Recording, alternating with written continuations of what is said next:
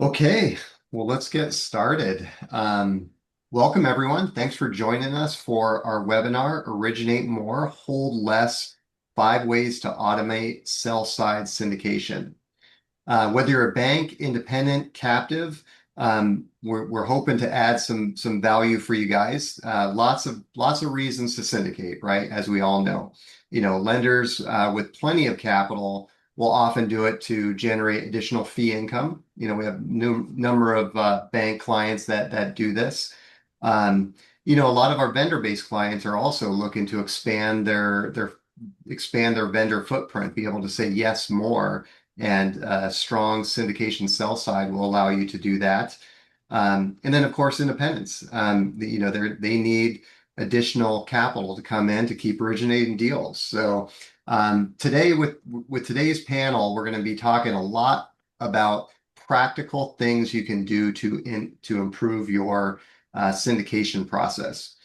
And why is this important now? I mean, we're getting a lot of new capital into the equipment finance industry, and we're just getting a lot of pressure to do more with less. And so today's discussion is going to be talking about areas within the syndication process that can be automated. And then also on the flip side, what really should intentionally stay manual. What you'll hear today is with all the panelists is their journey. Like, how did they go through their process and how has it evolved through the years? And why does it matter? I mean, it matters. It helps your look to book ratio. Some of the benefits we talked about earlier about increasing fee income, expanding, yes. So we're hoping that we'll cover all this and you'll walk away with some very practical applications on how to improve your sell side syndication. And then a quick note on the format. So look, this is an informal discussion, as you'll find. And so if you have questions as we're going through things, just add them to the chat. I'll add it to the dialogue and ask the panelists. So with that said, let me introduce our panelists. So we'll start with Dakota Smith. So Dakota is the Associate Director of Operations at Bevel Financial. He's scaled operations to support a 1.3 billion plus in funding since 2021 across multiple lending divisions. He built a syndication network of 82 institutional lenders, enabling 113% quarter-over-quarter growth in specialty finance. And he formally structured over 2 billion in credit facilities at Equipment Share, partnering with over 100 funders. So Bevel's coming to us with a deep operational lens on building scalable, high volume syndication. And now Greg is coming to us with a wealth of experience. It's awesome because he's looking at things from a sales perspective, from a credit perspective, from a portfolio management perspective. He helped scale Direct Capital later, which became CIT for Citizens, before co-founding ElmBlue, focusing on transparent, efficient lending. Known for pairing relationship-driven strategy with operational rigor. So, like I mentioned, Greg's coming at it from a lot of different perspectives with the multiple roles he's had in the industry. And then Lisa is a syndication manager at Verdant Commercial Capital, now part of Axos, right, Lisa? And so at Verdant in 2025, she syndicated 142 million across 6 diverse industry verticals. She led cross-functional improvements to Verdant's analytics and syndication tools. And she's an active voice. She's active in the ELFA's Emerging Leaders and the Small Ticket Council with the ELFA. And so, Lisa's really bringing on a frontline experience executing high volume syndication while improving transparency and internal coordination. So thanks for joining us, Lisa. Thank you. And then last, we got David Trost. He's the Director of Product here at Nortec. So David comes to us with a lot of experience. He's worked for fintechs. He's worked for large banks. He's worked for portfolio servicing companies. And as I mentioned, now most recently, he's the Director of Product here at Nortec. So he comes to us with hands-on experience from a technical lens on what can be automated, and then on the reverse side, should it be automated? So that's our panelists, and as you can see, we've got a wealth of experience with a lot of diversity here. So let's jump to it.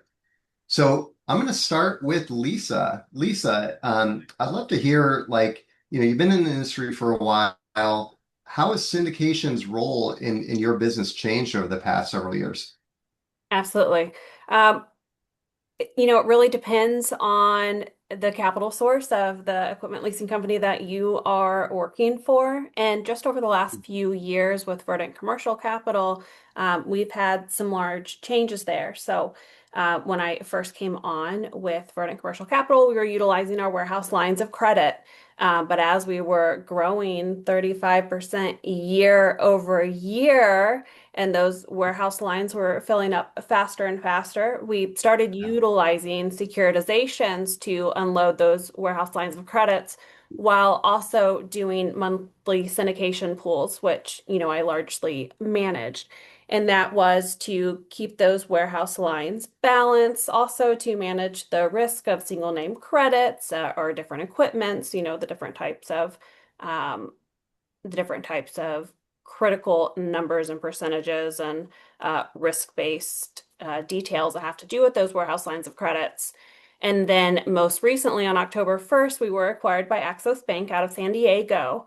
And now we're able to utilize their deposits as our capital. So now our strategy is changing again, and it's not so much about focusing on the balance of our warehouse lines of credits. Now it's more focused on the types of capital and then, of course, those single name exposures. So through the years, our strategy has changed. And of course, my strategy on how to execute our syndications has changed along with it. Yeah, wow. So like when you went from, putting things against warehouse lines to securitizations, Mhm. like how does that change like upstream, like before the deals get to you? Did you have to like train credit and train sales to do things a little bit differently? I think that training goes upstream and downstream. And then, of course, we had one individual our VP of finance, who is always watching our warehouse lines of credits with the strategy of creating a securitization that would be attractive in the market. So yes, it's training upstream to credit and sales of what will be attractive in that warehouse line of credit, but also sales and credit kind of, training back to me of what opportunities do they have? What vendors are they working with? What type of equipment are they looking at? So I think it's a collaborative effort on creating the right mix for the balance sheet. Right, right. Awesome. So Greg, 20 years of experience. My guess is you've seen some changes on the syndication side. What's your what how have things changed maybe before your role at ElmBlue and now at ElmBlue? Yeah, I mean, it's going back 20 years. When I first started, I wouldn't have even known the difference anyway as a salesperson coming in the door, right? But direct capital back in those days, we did primarily it was all syndication, and then we had really just started generating some balance sheet transactions through warehouse facilities. Went really heavy on that for a lot of years and kept some syndication in the mix. There was a shift at CIT. We pretty much, aside from the capital markets team and some exposure sharing there, mostly everything was balance sheet. We did have a couple of syndication partners on board um, for various reasons. Starting Elm Blue, the first reason to syndicate is okay, we're a new business, we need some cash, we got to start syndicating. Let's get that up and running, right? The What I'm amazed at is, and I know we'll go into this a little bit further, but how simple and straightforward a syndication process can be if you set things up correctly. Today we have a combination of both syndication and warehouse facilities. Not quite big enough to put out our first securitization yet, but to be had at some point, right? Um, and yeah, I think It's interesting to see how many different players are out there that are hungry for syndication transactions. And, as we were talking, as Lisa mentioned earlier, kind of every funder has their certain deal type they want to make. We always, we hear it a lot inside our office, even when talking to vendor partners. It's like it's hard to be this, one thing for everybody, right? It's very difficult to do that. And that's why it's so important to depend on our peers in the industry. There are certain deals that one source is going to love, and other people don't want anything to do with them. So Mhm. there's a lot of different reasons why you choose syndication. And to us, again, we'll talk more about this, but the faster way to say yes, to balance that exposure and make sure you have we talk a lot about certainty of execution. And, we find that having the right mix of partners there and keeping everybody happy, is huge. It's a really important strategy. It's a strategy for us that will not go away. I don't see it ever being a change. Syndication plus warehousing and held balance sheet deals will always be a mix for us. Yeah. And do you feel like having that, is there more pressure nowadays than there was, say, 5, 10 years ago to maintain that mix? I think I think our vendors, and we primarily go to market focused on vendor originated business. And I think we're probably put a lot of pressure on ourselves to be the best partner we can for our vendor relationships. So I think a lot of that pressure is created internally, right? I just think it's about making sure that we have the best product we could possibly put to market as our company, to serve our customers and our vendors needs the best. I think all that pressure is really coming from internally.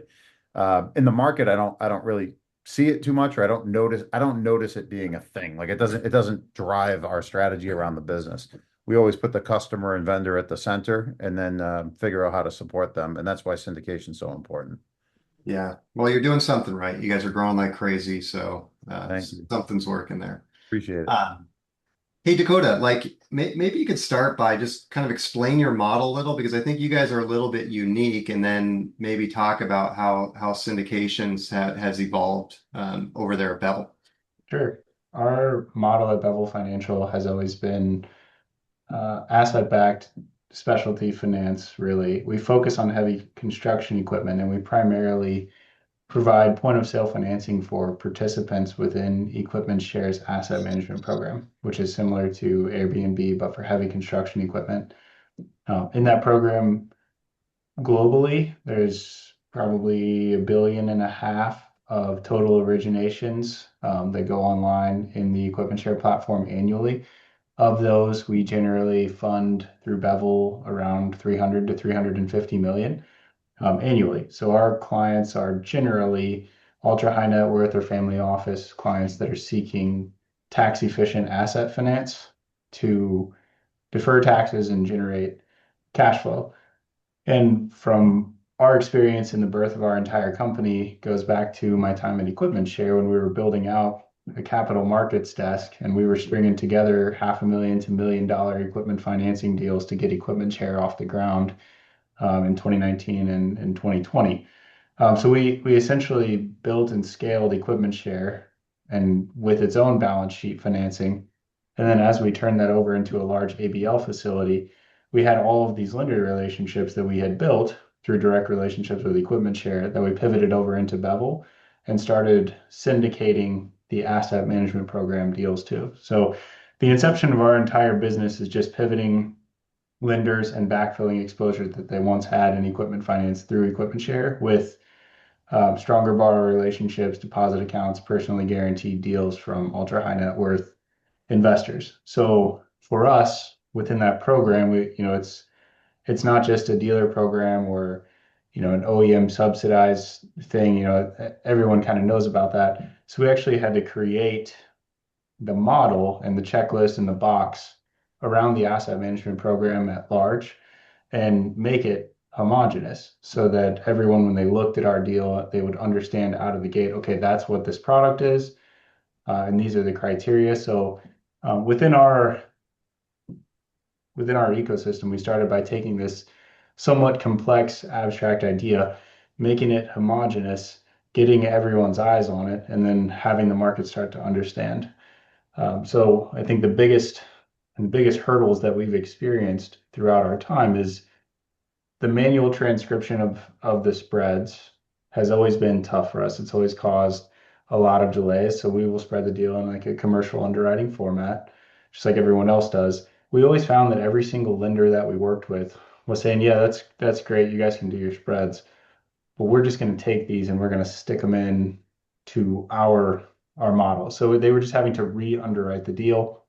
We had these Mhm. manual keying errors all the time. We Mhm. were playing the world's largest game of telephone from the first time we talked with the loan officer to the last time that we spoke with the commercial credit officer. So getting that homogeneity and recognition of our commercial underwriting template as market standard for the program took us a really long time.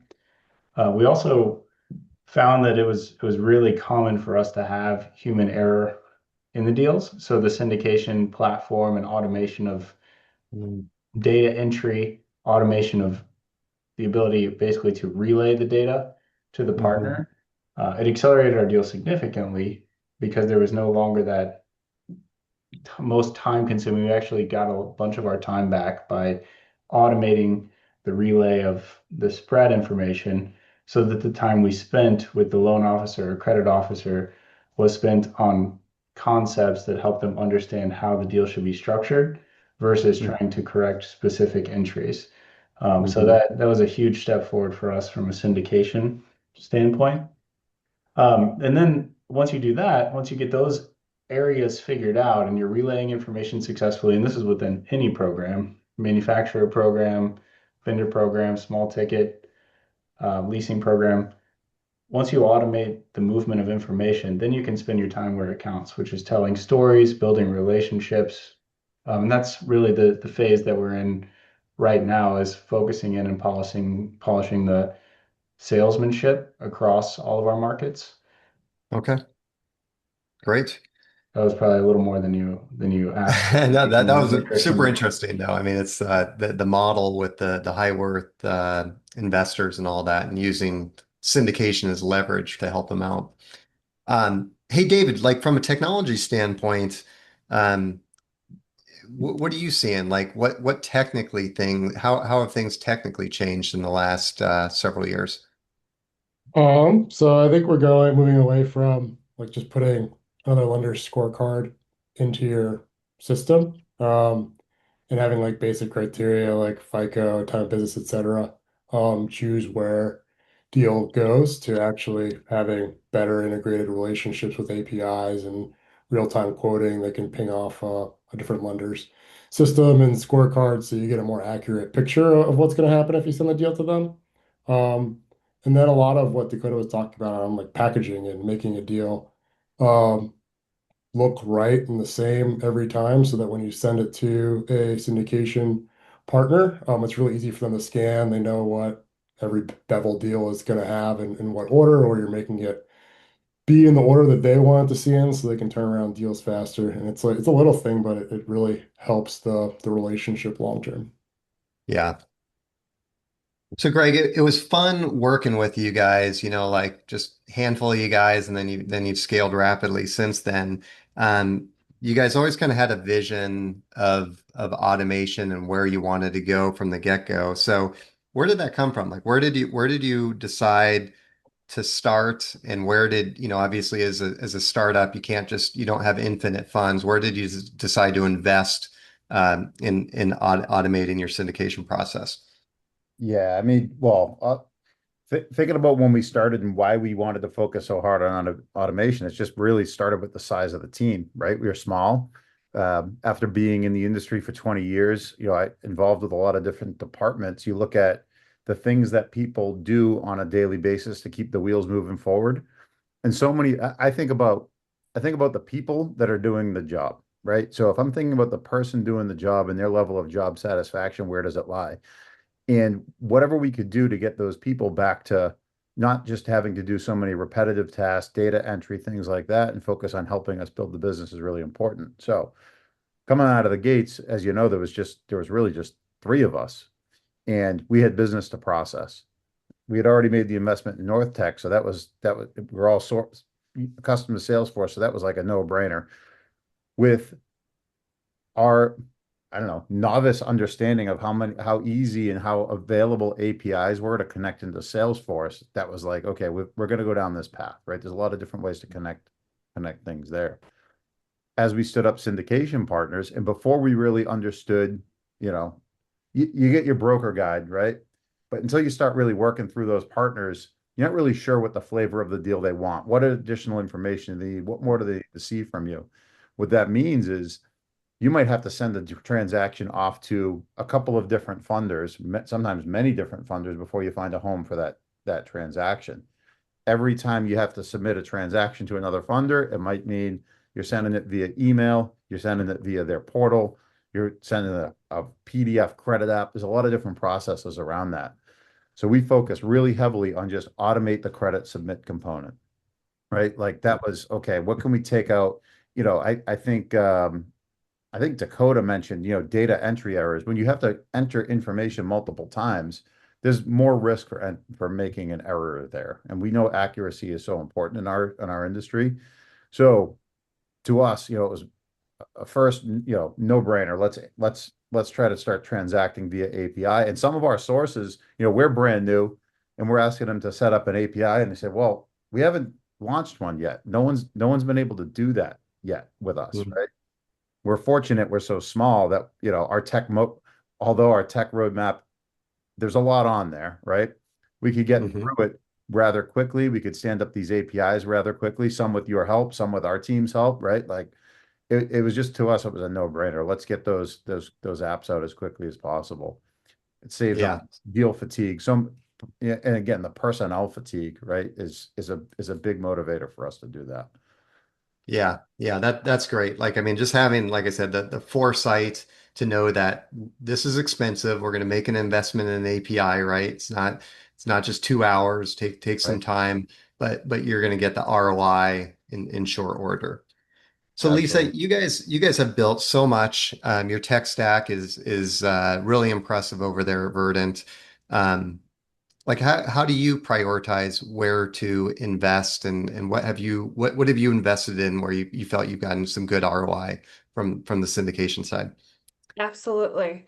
So Verdant's strategy was always programmatic, small ticket, app only. That's what we have grown year over year over year.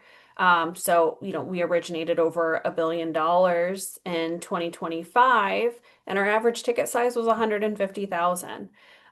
So rinse and repeat. Deals. I mean, Yeah. it's what we do. And so, and naturally, as you are doing that, I think, human nature, you're naturally going to find ways to be more efficient. And when you're, doing something so many times, even, within 1 8-hour workday, it's you're going to see the patterns of where you can save time.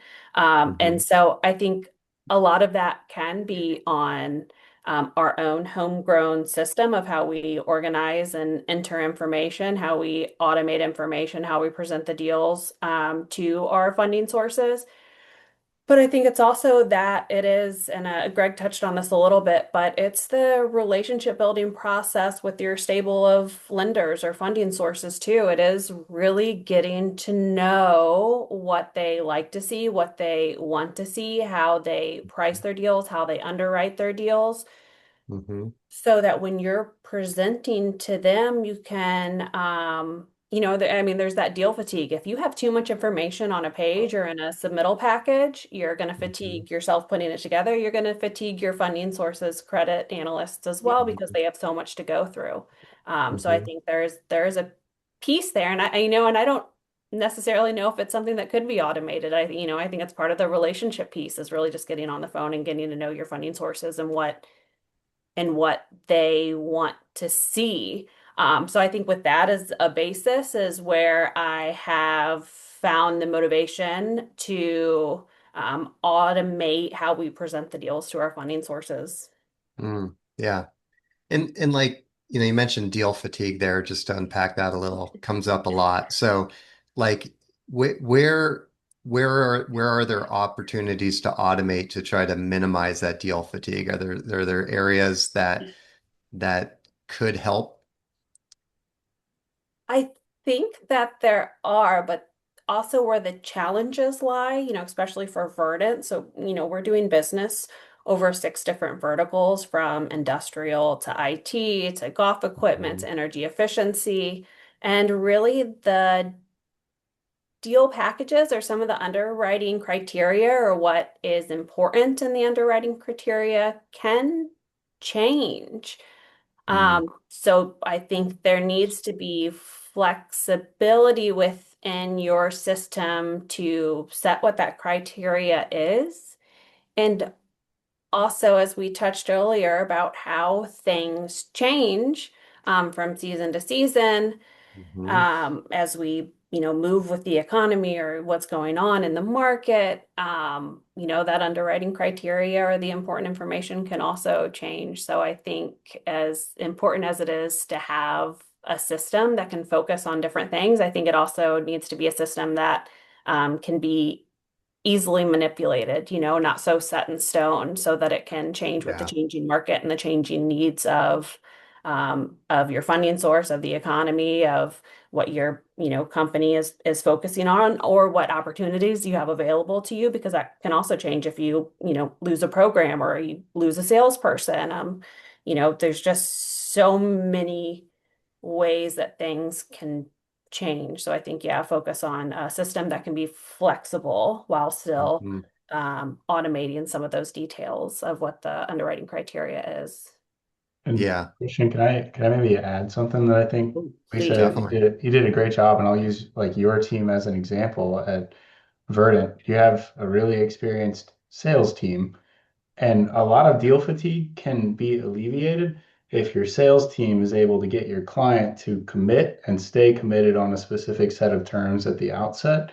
And so the more experienced your sales rep, the more times they've seen something go start to finish and they know like what's on the other side of this. Like if we do it this way, I know we're going to end up needing this in the future. The more experienced sales team you have on the front side that can help structure the deal and get the client bought in on a specific set of terms because they know that when they put the deal through to Lisa, she's going to encounter these issues with the syndication team because they have worked together before. The more Yeah. reps you get, you can alleviate that a ton of deal fatigue on the backside by holding the client static on the front side. And that comes from experienced sales representatives and executed term sheets and just reps. Yeah. Great, I, great feedback, I'm going to Dakota. add on that too. I I agree want to as add well. on to And I think that, this but I'll is, let you go. I'll let you go first. but yeah, if the customer, if they know the term they're looking for, if they're already set on the piece of equipment that they want, if they're giving us the whole snapshot of what their company is, what the org chart is, who the owners are, yes, if that information is given to me up front or when I first pick up a deal, yeah, that eliminates so much deal fatigue because myself as syndication front lines, I'm almost like a matchmaker within the financial industry. And so I can look at my stable of lenders and I'll know exactly the best place to send it for the lowest cost of funds. So to you, Or a Greg. litmus No, test. And you kind of covered it anyway. It's more, know your deal, know your customer, right? Like have that conversation with the customer that comes in and, before credit comes back and says, geez, you got a startup looking for, $400,000 when you're still speaking with the client or you first look at the application, rather than waiting for credit to come back and say, hey, you need a cross corp guarantee with this other entity, talk to the customer first. And Mm. again, that a lot of that comes with experience. We've all seen thousands of deals, right? So it comes with experience, but know the customer, know the deal as much as you can. And the ability to look around corners in this industry can sometimes be difficult. But if you can look around some corners and know what the next question is going to come, you can prep the customer ahead of time and share that information with the vendor as needed. Yeah.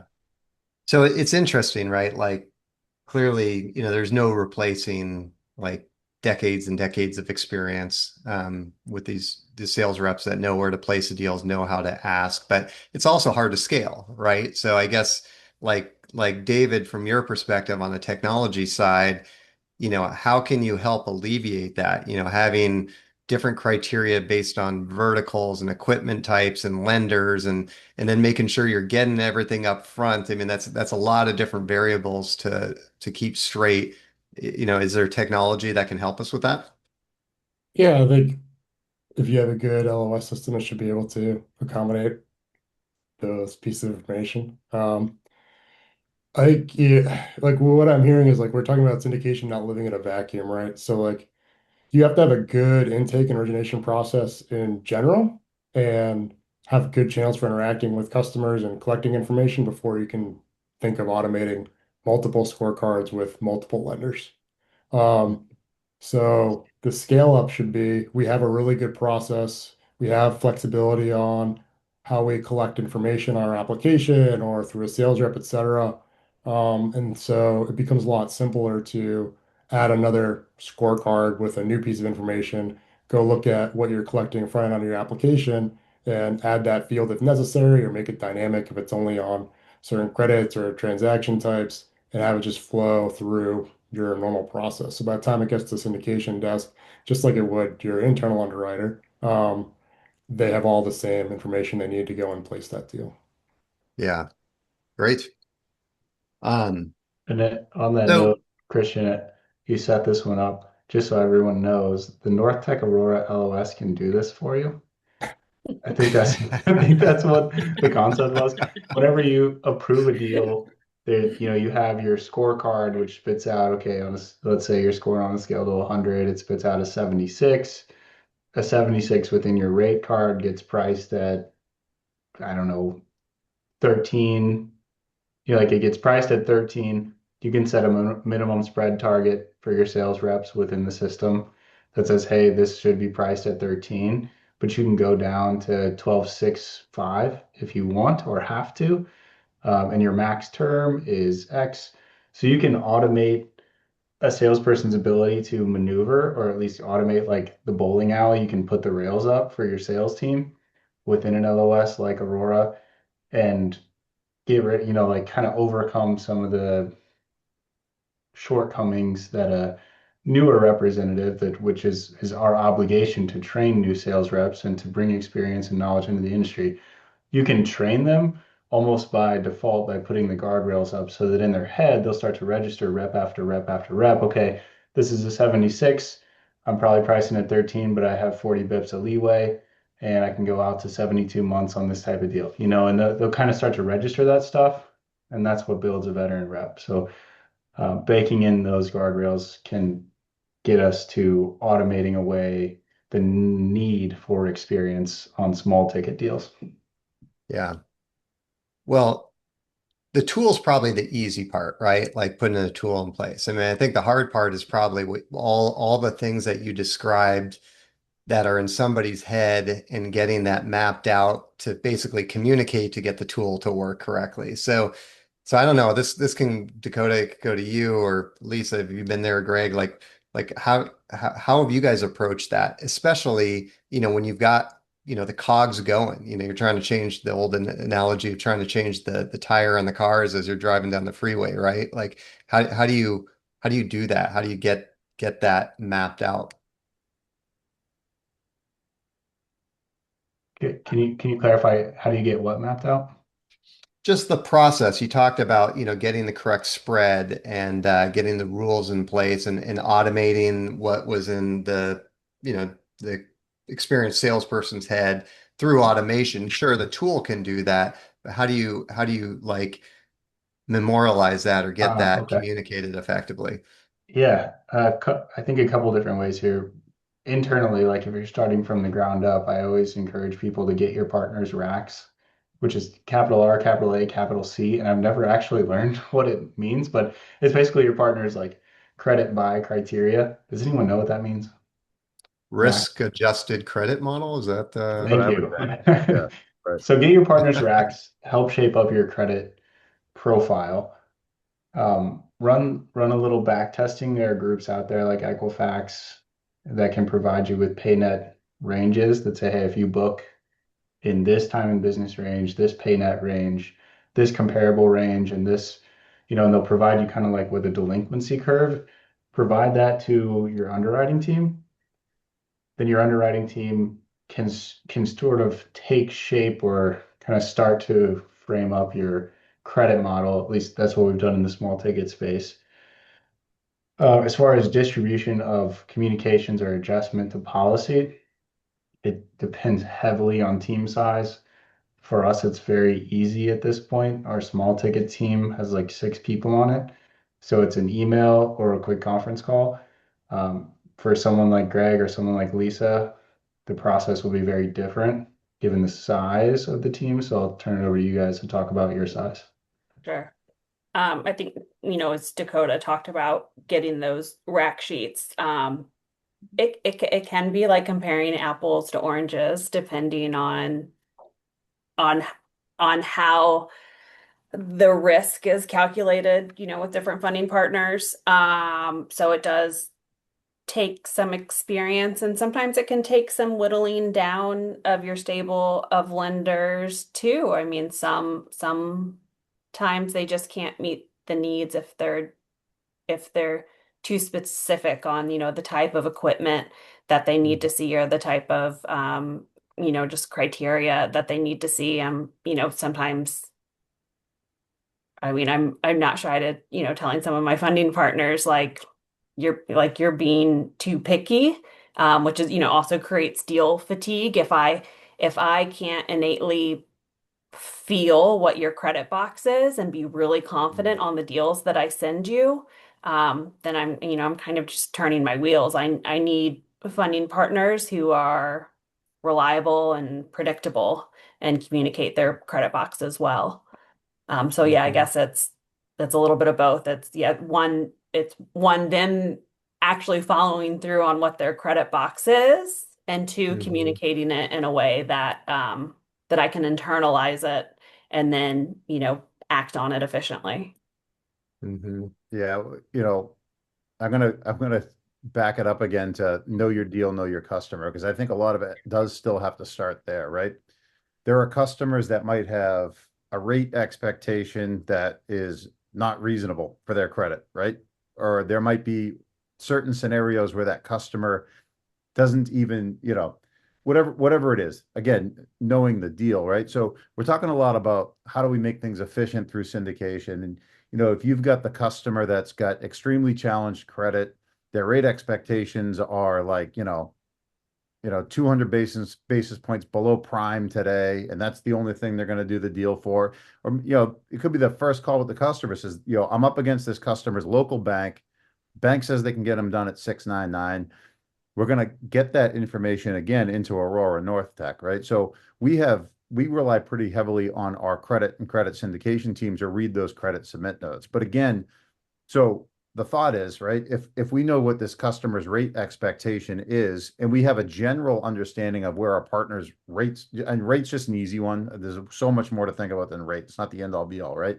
Again, that's educating the sales team. But if we know this customer has a rate expectation of single digits, and the credit only merits, high tier lenders before even triggering the API call, although it could be as Mhm. simple as hitting a button, right?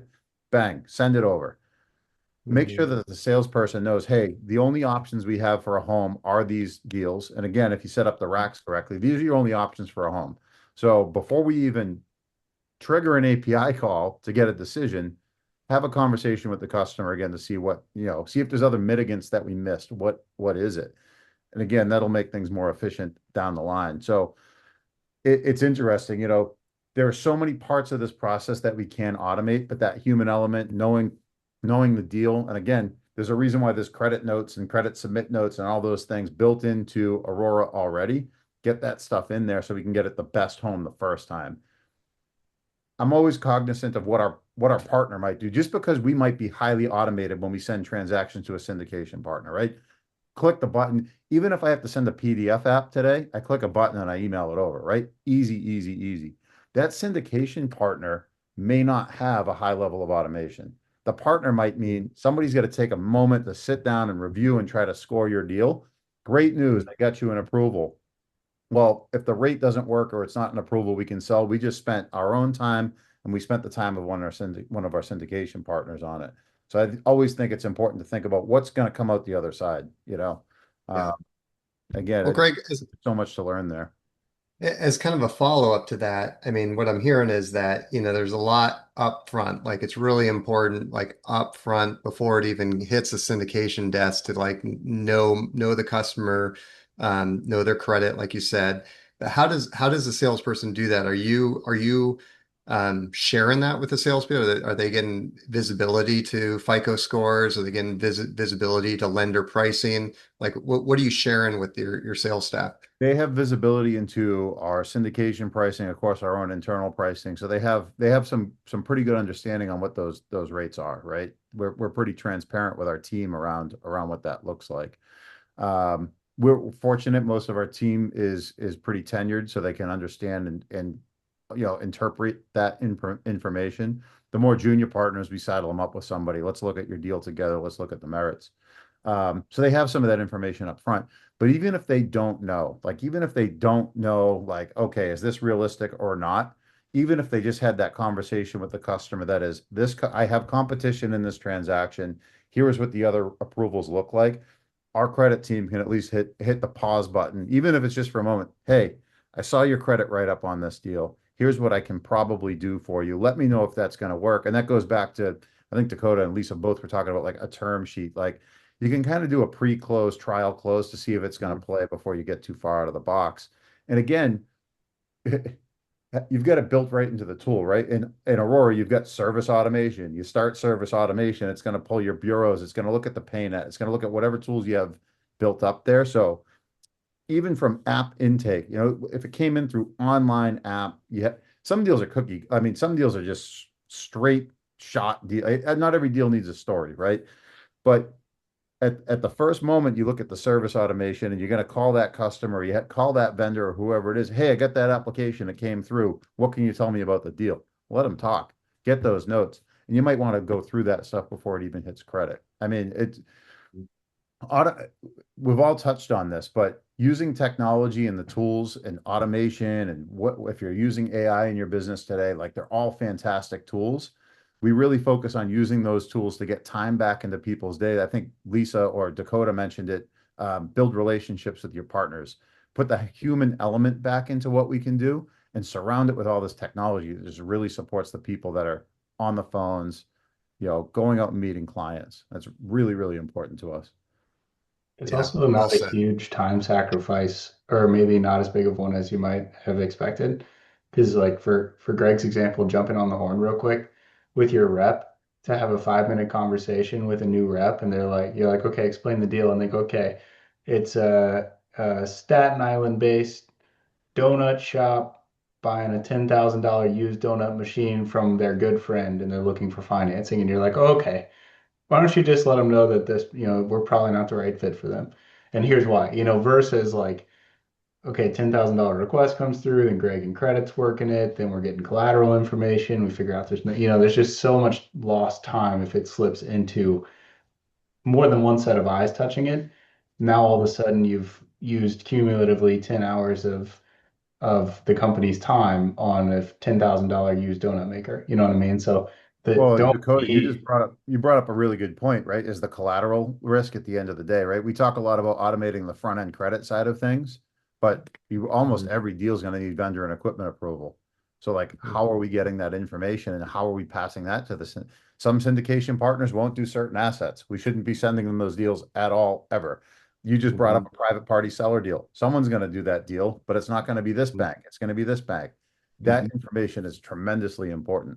And mhm, trying to transact, what we have found in syndication is the lenders all have different, they've got, depending on how they set up their asset classification numbers and categories, sometimes you have to transpose things and pass it over.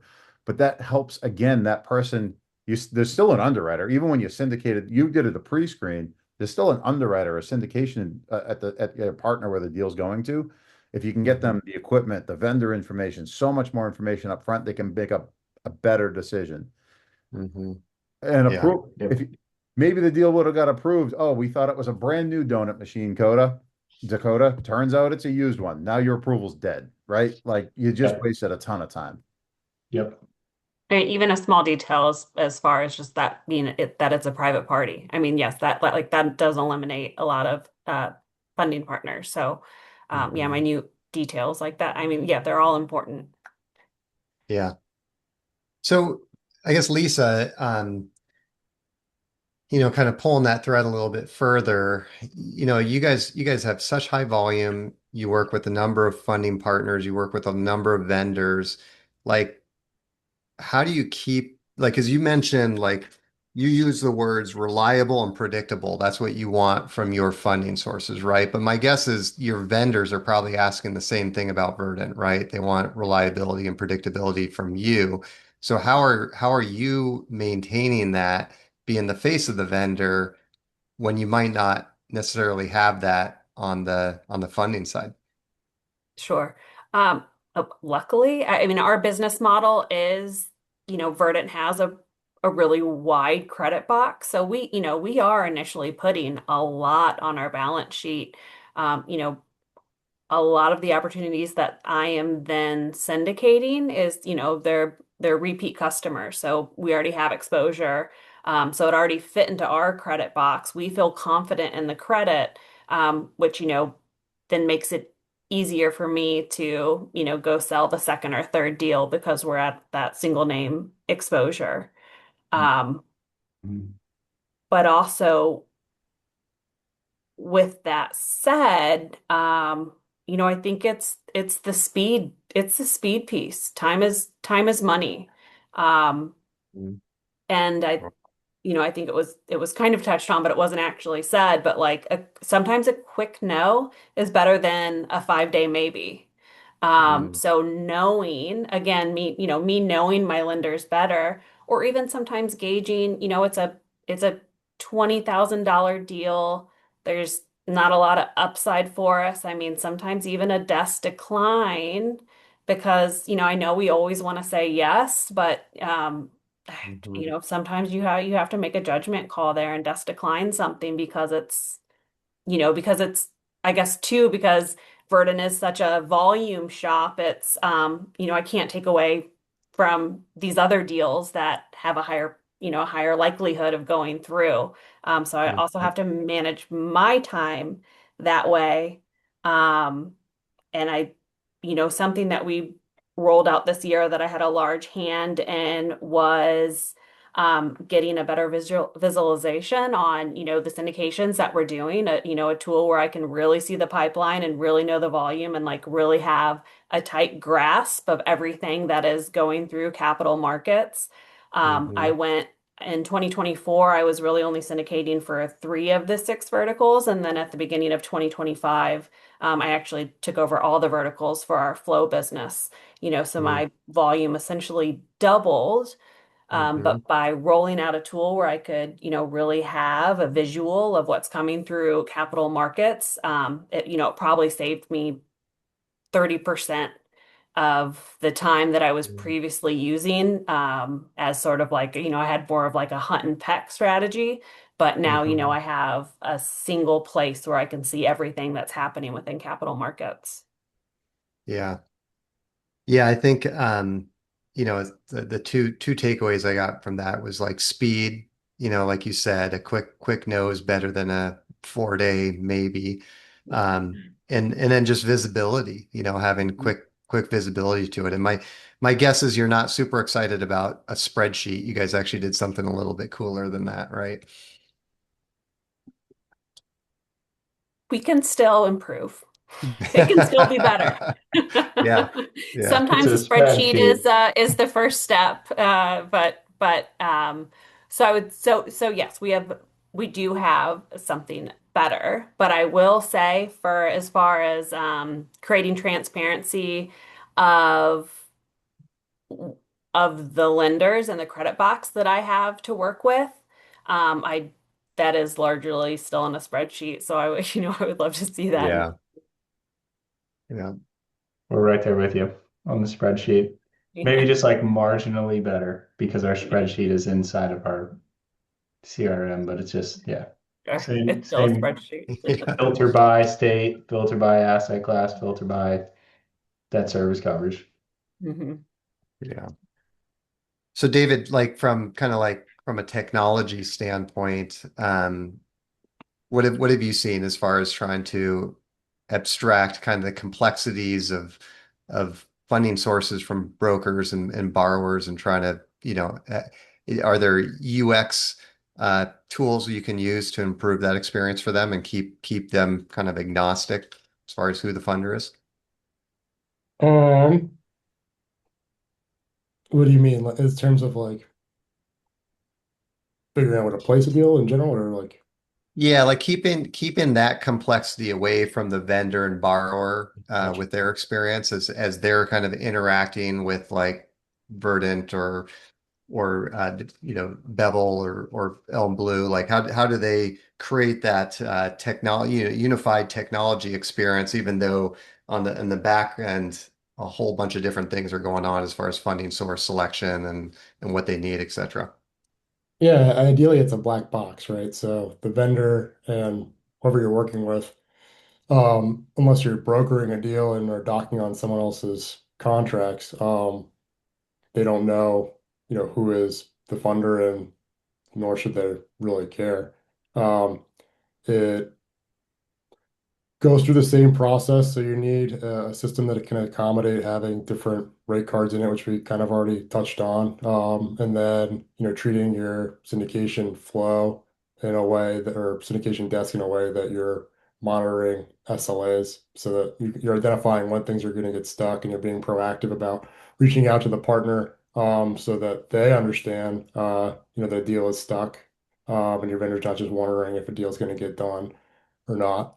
Um, I think there's sort of different levels to automation, which helps make that process better. So we talked a lot about racks, but then you have like rate optimization that you can put into your system so that the buy rate is determining where a deal goes. So you don't end up in a situation where you get an approval, but it's not profitable, so you don't want to do it, or you get an approval and the rate's way too high and the deal's dead anyways, based on the expectations that the sales rep set up front. um, the document assembly, so like checklists on what you actually need. So having the vendor and the borrower on the same page at the start of a transaction, that let's say like it's the equipment's going to be not at the borrower's main address, and then you're going to need to get a landlord addendum or something like that, making sure that that information is captured and is represented in the checklist that is connected to the scorecard and all the requirements. So it's just one big origination process that other lenders are plugging into versus taking it as, 10 or however many syndication partners you have, origination processes. Yeah. I like that. I also think there does always need to be a way for a sales or credit person to kind of bypass the system though, and to get, to your syndication expert at your company. Because Mhm. like with talking about checklists, um, and things that there's also this fear in me that oh no, like sometimes oh no, you're losing business because it was a gray area, but they still Yeah. checked something. Yeah. So I just I don't know, I like I was feeling a little cautious, like a little like have caution there. You do need Mhm. to have capital markets folks and syndication experts that know your lender portfolio really well, and so that they can identify the deals that should still be pulled through, even though they might not qualify on the scorecard. Mhm. Yeah. Yeah, I think that's, Great point. Dakota, you mentioned like setting up the lanes of the bowling alley or whatever the heck it was, right? Something like that. Like you should try to keep it down the lanes. A couple times you might throw it into the opposing lane here and there, right? But needs to be I hope you don't opportunity. actually do that when you're bowling. We'll go bowling someday. We'll see. Okay. Yeah, and it depends on what those rules are. But yeah, I mean, there's got to be a way around it. I mean, Yeah. like we automate, so whatever, we send our documents, through DocuSign. They're pretty automated, right? They trigger, they go out. Well, if I'm doing title vehicles, I want a VIN on it, right? So a lot of people, you could just hit the button, and the next thing you know, the docs are out, your power of attorneys went out, everything went out, and there's no VIN on it, right? So what do? Mhm. We put a stop in place. Hey, you're missing the VIN. Well, then what happens when I've got a brand new vehicle being built and no VINs assigned yet? Mhm. Scenario, but the same idea, right? It's like, okay, yeah, there's no VIN assigned. How, but then it prompts the other questions. It's good that there's a stop there, right? Okay, we can override it. But how long is it going to take the trailer or whatever it is to get built? how many months is our money going to be out there? How long is our approval going to expire by the time this thing's done? Again, know your deal. You should know all that information up front. So when you ask me to dock your deal without a VIN, hey, new build, no VIN yet. It'll be done in 3 weeks, right? Mhm. Those pauses are they're great. I don't like people just crashing into the guardrails to learn how to drive, but sometimes that's the only way to Mhm. learn, you know? Yeah. Yeah, absolutely. I mean, it kind of goes back to what Lisa was saying about like just having, configurable tools that you can quickly adjust, right? So when you hit the guardrails, you can quickly adjust your rule to say, hey, require VIN if equipment exists or vehicle exists already, So um okay, so 5 minutes left. Just want to throw out to any of the participants. They want to ask a question. There's the webinar chat. Feel free to use that, but let's look into the future for a bit here. So with the syndication journey, you guys are different levels of maturity with your processes and companies. What's next, or what are you most excited for? And maybe I'll start with you, Lisa. Like when you think about, you know, this Axos transition, you guys are now 1 billion. If I remember right, you're about 850 or so million the year before. So like you're growing pretty darn fast. So like what what are you going to have to put in next to continue to scale? We're gonna flip the process. We now have what we are liking to call unlimited capital because we're utilizing the deposits of Axos Yeah. Bank. So now we're in the process of opening our buy desk, which is, it's flipping that MAA, instead of selling the deals, we're buying the deals, or, Oh kind yeah. of just flipping it on its head. So we're in the process of opening up a buy desk for large ticket deals and then also portfolios of at least 1 million plus. Great. Well, you know what sellers want, right? So you're in a good Mhm. position to do that. Exactly. Yeah, that's the plan. Yeah. Dakota, what are you thinking? What's next for Bevel? For Bevel, we're focusing on building out our small ticket point of sale origination platform that's focused on used equipment financing for um, capitalizing or enhancing margin for rental shops across the US that are used to turning over 5 to 7 year old assets. We're focusing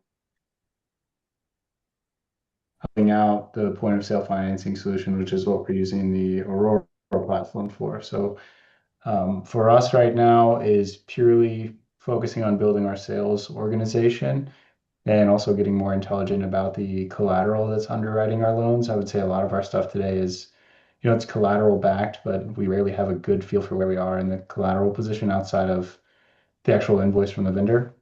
And so building out the sales org and getting more intelligent about our collateral position across the portfolio broadly will be what we focus on in 26. Right. Trying to trim, Greg, we got I'm trying to trim yeah, my list back, Christian, because there's a lot, right? I We're know only a you couple of do have years a into lot. this Yeah. thing. You have to pick one, Um, Greg. I know.